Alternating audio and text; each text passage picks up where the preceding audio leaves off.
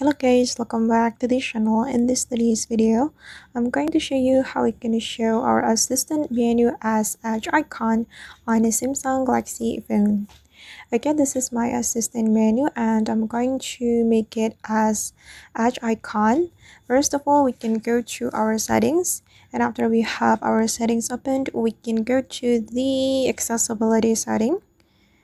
This one, guys, click on this accessibility setting and we're going to open the interaction and dexterity.